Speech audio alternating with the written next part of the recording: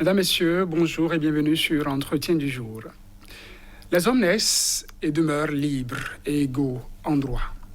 C'est un discours officiel, connu de tous. Mais les réalités sociologiques sont encore à la traîne en ce qui concerne l'adoption de cette règle. En Afrique, où les traditions ont la vie dure, on ne l'entend pas forcément de cette oreille. Égalité homme-femme. Allez vous faire voir en Occident, semble dire les actes après les discours officiels. Même des femmes parfois n'y croient pas. Comment promouvoir l'égalité homme-femme dans ce contexte et espérer faire prospérer cette donne? Nous en parlons dans cet entretien avec Isiba Koba Assou. Madame Assou, bonjour. Bonjour, cher journaliste. Merci d'avoir répondu à notre invitation. C'est moi. Vous êtes auditeur, contrôleur de gestion, coach en RSE, présidente de l'Association des femmes pour le développement durable accéléré, en sigle FEDA. Vous êtes coordonnatrice de la campagne Je m'engage. Déjà, commencez par nous dire, Je m'engage, c'est quoi cette campagne? Merci, cher journaliste. Je m'engage est une campagne lancée par OC, le Fonds pour les femmes francophones, une organisation internationale basée à Lomé, où nous nous sommes dit 25 ans, c'était l'année dernière, 25 ans après Beijing, où la génération égalité a été portée, les résultats ne sont pas suffisants. Alors, il faut inventer un nouveau mécanisme pour pouvoir accélérer le processus égalité hommes et femmes. Alors, le Forum Génération Égalité donc, a été initié par ONU Femmes et coprésidé par le Mexique et la France. Ça a été donc lancé à Mexico en mars 2021 et l'aboutissement se fera à Paris dans quelques heures. C'est prévu pour du 30 juin au 2 juillet 2021 à Paris. Alors, nous nous sommes dit, il faut que les acteurs francophones portent de la voix. Parce que dans les grandes instances du monde, les pays francophones, les acteurs francophones sont souvent laissés un peu en retrait. Alors cette campagne, Je m'engage pour le Forum Génération Égalité, Paris 2021, a pour objectif, premièrement, de mobiliser les acteurs francophones à participer massivement à ce forum. Deuxième objectif, amener les acteurs francophones à prendre des engagements par rapport à ce forum, par rapport à la génération égalité, par rapport aux décisions qui vont sortir de ce forum. Alors, le forum, concrètement, va lancer 6 coalitions d'action. Les champions ont réfléchi et se sont dit, mais qu'est-ce qu'il faut pour accélérer le processus égalité hommes et femmes d'ici 2026. J'allais vous poser la question, déjà pour les 25 ans passés, qu'est-ce qui a fait que ça n'a pas prospéré, Madame Assou? Qu'est-ce qui a fait que ça n'a pas prospéré? Beaucoup de choses. Les pesanteurs sociologiques, culturelles, les questions de compréhension de la thématique, parce que lorsque nous parlons égalité hommes et femmes, nous voulons simplement parler de l'égalité de chance, égalité d'opportunité, égalité du droit à l'héritage, égalité de pouvoir de décision, égalité dans les instances. Mais nous sommes mal compris. Est-ce qu'on ne tend pas à faire équivaloir égalité et parité, parce que c'est souvent le conflit qu'on remarque sur le terrain. Égalité, parité, l'homme et la femme, on se dit c'est en Afrique, c'est pas possible et tout. C'est possible en Afrique. De pesanteur. Oui, c'est bien possible en Afrique et c'est ça l'objectif de la campagne. C'est au fait, en même temps, informer, sensibiliser, communiquer pour un changement de comportement vis-à-vis de la compréhension qu'il faut avoir de ce que nous mettons dans égalité hommes et femmes. Donc nous voulons que de génération, c'est pourquoi nous parlons aujourd'hui de génération égalité hommes et femmes.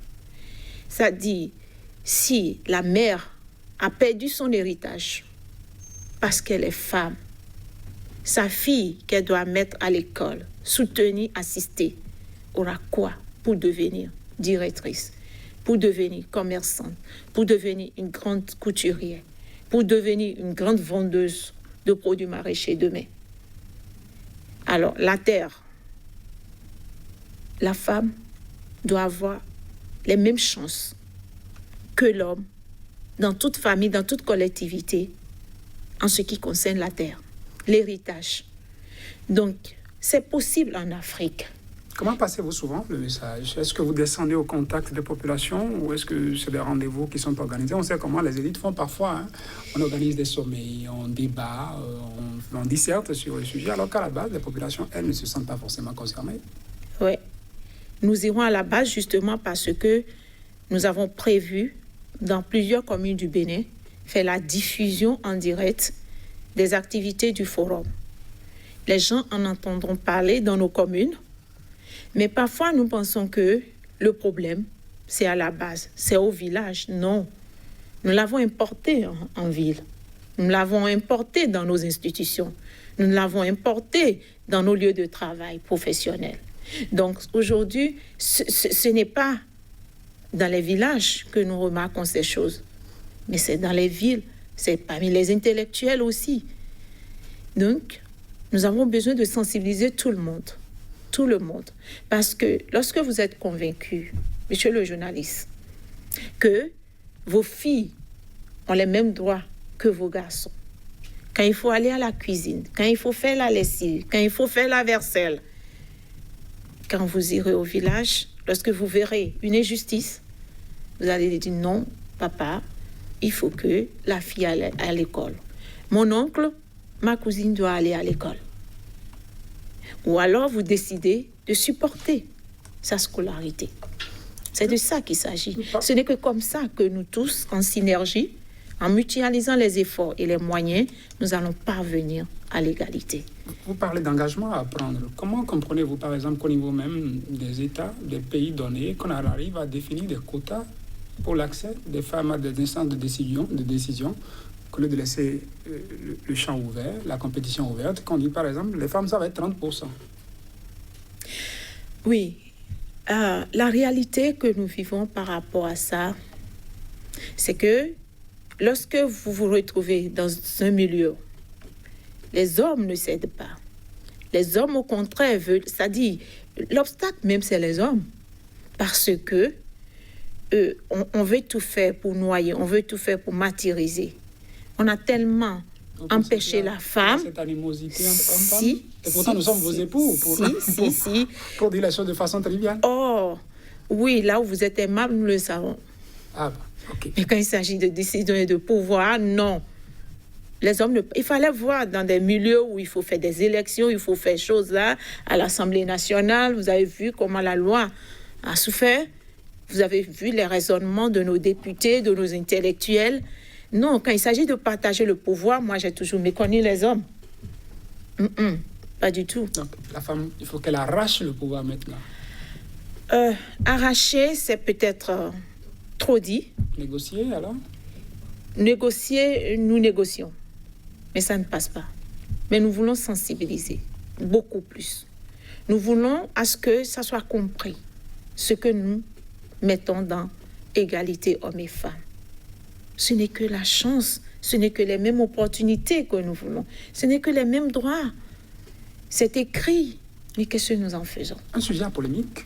Le droit de disposer de son corps aussi, ça fait partie de ses droits. Et vous savez que l'Occident et l'Afrique les deux n'ont pas les mêmes réalités, n'ont pas les mêmes approches à propos, parce que disposer de son corps, ça pourrait amener à exiger qu'on adopte certaines règles qui sont en promotion ailleurs. Et dans nos sociétés africaines, nous sommes parfois réticents. Il n'y a pas de vice nouveau dans le monde.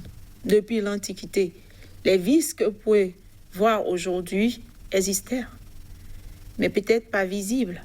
La technologie aidant, peut-être c'est plus visible aujourd'hui. On n'invente rien en matière de vices humains. Non. Tout existait. Même dans nos milieux africains, ça existait. Mais on les cachait. Moi, j'ai suivi dans des milieux africains où le traitement qu'on fait et la pensée... c'est vraiment Ce n'est pas comparable à l'Occident. Donc, ce n'est pas de là-bas que c'est venu. C'est nos pratiques que nous combattons. Faut-il filtrer ça ou faut-il laisser tout ouvert? On peut filtrer. On peut filtrer, mais toujours est-il qu'il faut reconnaître à la femme africaine, la femme européenne, la femme indienne, la femme asiatique, qu'il faut reconnaître qu'elle est femme. Elle est toujours la femme. Il y a une chanson qui l'a dit. Alors, 6 coalitions d'action pour accélérer le processus égalité hommes et femmes. Rapidement, oui. Nous parlons de mener des actions contre la violence fondée sur le genre. C'est vrai, quand nous parlons de violence fondée sur le genre, il y a le genre féminin, le genre masculin, parce qu'il y a quand même des femmes aussi qui prennent le dessus sur des hommes. Il y en a au Bénin, à Cotonou, tout près. Alors, nous parlons de justice, la deuxième coalition d'action, justice et droits économiques, parce que les femmes ont besoin d'être autonomisées. Nous parlons également de liberté à disposer de son corps, comme vous l'avez dit, santé et droits en matière de sexualité et de reproduction. Ça, c'est dans nos milieux encore, dans nos mentalités. Et nous avons besoin de la sensibilisation. Il y a la 4e coalition d'action qui est Action féministe pour la justice climatique. Aujourd'hui, c'est une problématique, la justice, les changements climatiques. Alors, les grandes instances de décision pour la planète, il faut que les femmes y soient. Parce que les effets des émissions, c'est les femmes qui subissent ça. Et la 6e coalition d'action, c'est mouvement et leadership féministe. Voilà les 6 coalitions d'action qui seront lancées. Ceux qui se sont inscrits, nous voudrions qu'ils puissent participer, qu'ils puissent suivre, interagir par rapport à ce forum qui est vertueux. Madame Isiba Koba-Assou, auditeur contrôleur de gestion, coach en RSE, présidente de l'association des femmes pour le développement durable accéléré à FEDA, coordonnatrice de la campagne Je m'engage. On vous a reçu pour en savoir davantage sur la manière à vous de promouvoir l'égalité hommes-femmes, surtout dans le contexte africain. Merci d'avoir été là. Merci. Mesdames, Messieurs, c'est tout pour cet entretien du jour. Le programme se poursuit sur Sika TV. Merci de nous avoir suivis surtout.